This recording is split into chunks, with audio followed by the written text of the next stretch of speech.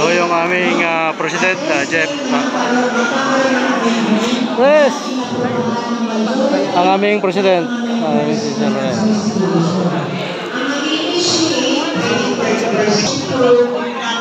Majority na members lahat ng members ng association para mag-brochure. Tapos, ito na nagkaroon.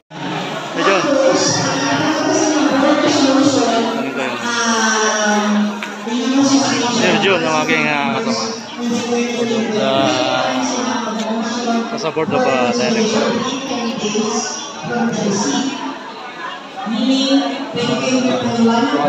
Wala mo.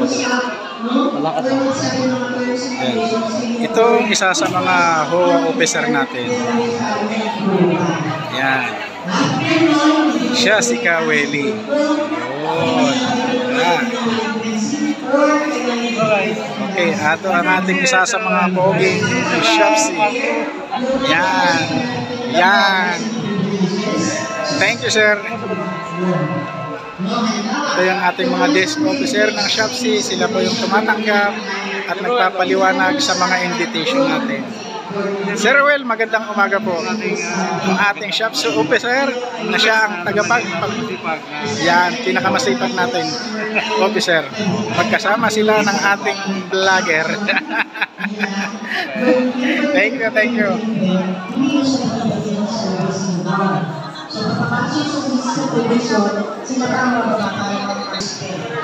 Also, hindi kayo pwede mag-participate or mag-participate muna sa mga eleksyon.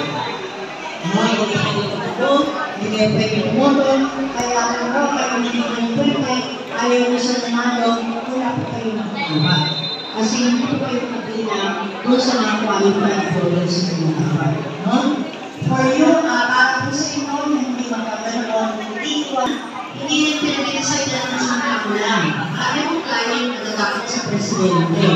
Bakit po kayo ng tao sa presidente? Kasi nakagawa niya ng movement. Okay, but sa action man, magpapagawa ka ng pagkakayos ka na yung sa dami mo sa bagay mo, meron ka rin ang property mo. Pero kung nakomplain mo naman, wala yung problema, may-present mo naman yung construction na kanya yun, ay babalik pa rin na rin sa iyo. Okay? To enjoy all other rights as may be provided in the association by which. So lahat ng mga privileges and perks na nakalagay sa inyong bylaw. Siyempre, kung meron tayong rights and privileges, meron din tayo duties and responsibilities. Diba? Sabi ni Peter Parker, comes with great power. Ibat na po ng inyong responsibilidad bilang member ang pag-attend ng mga activities ng inyong association. To support and participate in projects and activities of the association. Okay? Hindi mo walang basher. Pero remember, pinakauna yung role maging supporter mo na kayo ng enjoy! Yung aming si Sir John sa kasama.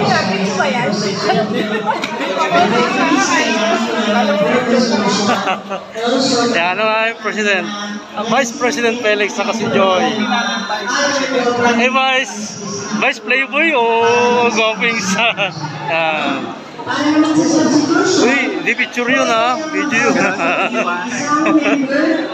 Okay. Tatanong ko mamaya.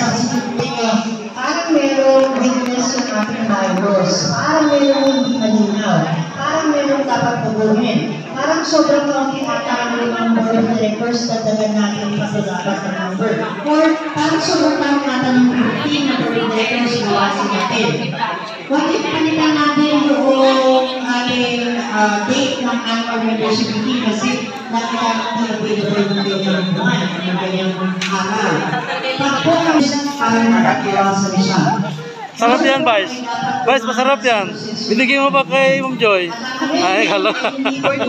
Ba't mayroon sa gitna? Ayan, masarap yan. Siyempre, magsisimula yan sa inyong association.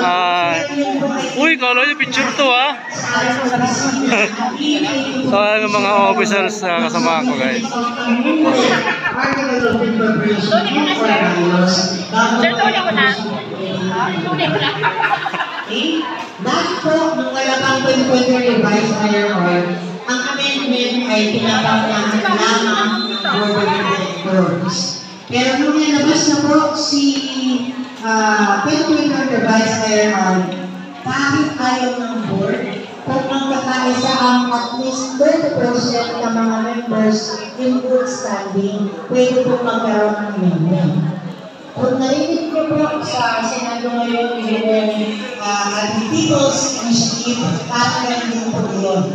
Ang opisina, para lang mapagalinsyo. Pag yun po ay napatunayan, pwede po ma-revoke ang certificate of registration. Next, non-submission of years, pwede po ang ground para po ma-revoke ang registration. For offsite safety projects, pre-residence and outnumbers ang sanin. 5, 7, 9, hindi ko required. Suggestion ng mga pili. Anong implementation Habang nabala yung dalawang officer. Aprobahan ng Board of Directors. So, inisinin the Board of Directors and then the officers. Ang officers ng taga-executive association through the Board of Directors. Okay? Tapos ang idols, Tapos na guys. Tapos na. Ano naman lang to? Mga kita lang.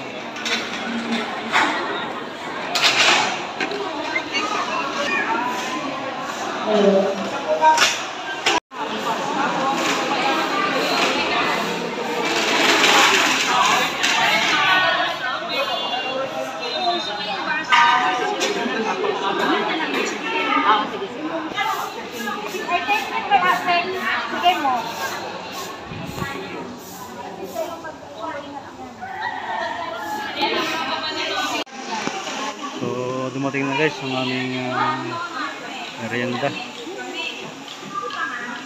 Kain muna kami guys. Kami na lang natira, SHAPSI officers saka co-officers. Kami na lang.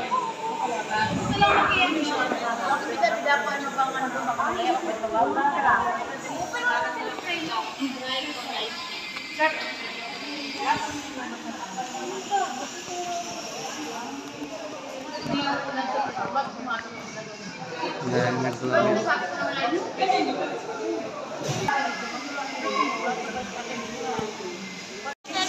Tawag mo ngayon. Sir, kasi may time sila. Kasi sir, naka-apartment ako sa inyo namin most. Isang tanong, isang Ano kasi rin sosonda? Ay ano, nag-aayos. Date. Nakarobos ka.